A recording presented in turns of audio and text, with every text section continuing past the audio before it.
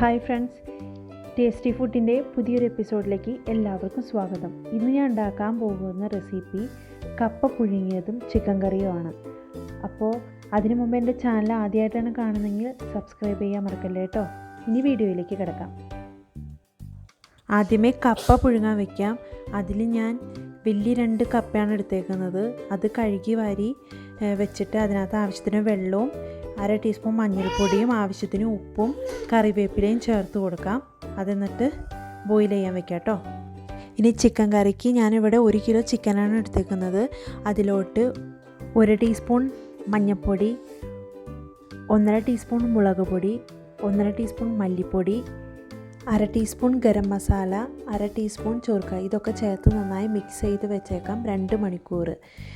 ഇനി കറി ഉണ്ടാക്കാനായിട്ട് ഒരു പാൻ വെച്ച് ഓയിൽ ഒഴിച്ച് കൊടുത്തതിന് ശേഷം ഓയിൽ ചൂടായതിന് ശേഷം 2 സവോള, 6-7 വെളുത്തുള്ളി, ഒരു ചെറിയ കഷ്ണം ഇഞ്ചി ഇതൊക്കെ ചേർത്ത് അരച്ചത്,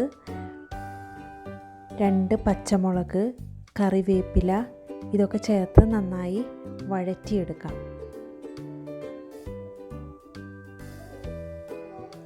ആവശ്യത്തിന് ഉപ്പും ചേർത്ത് കൊടുക്കാം. സവോള ഇവിടെ വഴറ്റി വന്നിട്ടുണ്ട്. ഇനി ഇതിലോട്ട് 1/2 ടീസ്പൂൺ മഞ്ഞൾപ്പൊടി, 1.5 ടേബിൾ സ്പൂൺ മല്ലിപ്പൊടി, 1 ടേബിൾ സ്പൂൺ മുളക് പൊടി ആവശ്യത്തിനനുസരിച്ചും കൂട്ടുകയും കുറയ്ക്കുകയും ചെയ്യാം. ഇത് നന്നായി വഴറ്റിയതിന് ശേഷം കട്ട് ചെയ്ത് വെച്ചിരിക്കുന്ന തക്കാളി ചേർത്ത് 1/2 കപ്പ് വെള്ളവും ചേർത്ത് അത് കുക്ക് ചെയ്തെടുക്കാം. കുക്കായി വന്നിട്ടുണ്ട്.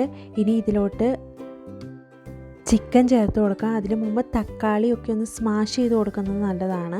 ഇനി ചിക്കൻ ചേർത്ത് നന്നായി മിക്സ് ചെയ്തതിന് ശേഷം ചിക്കനും ഇനി കുക്ക് ചെയ്തെടുക്കാവുന്നതാണ്.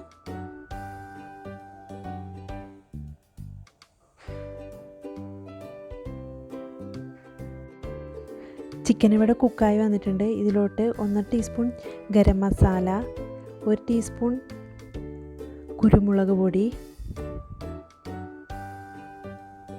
കറിവേപ്പില ഇതൊക്കെ ചേർത്ത് നന്നായി മിക്സ് ചെയ്യാം. ഇനി ഇതിനാവശ്യമുണ്ടെങ്കിൽ കൊറിയാണ്ടർ ലീവ്സും ചേർത്ത് കൊടുക്കാവുന്നതാണ്. അതിൻ്റെ കൂടെ തന്നെ 1/2 ടീസ്പൂൺ വിനാഗിരിയും ചേർത്ത് കൊടുക്കാം. ചിക്കൻ ഇവിടെ റെഡി ആയിട്ടുണ്ട്. ഇനി കപ്പ പുഴുങ്ങിയെടുത്തേക്കണ കപ്പ ഇനി ഇതേപോലെ സ്മാഷ് ചെയ്തെടുക്കാം കേട്ടോ. എല്ലാം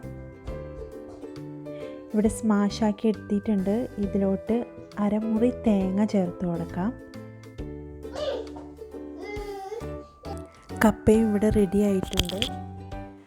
കപ്പയും ചിക്കനും ഇവിടെ റെഡി ആയിട്ടുണ്ട്. എല്ലാവരും ട്രൈ ചെയ്ത് നോക്കണം.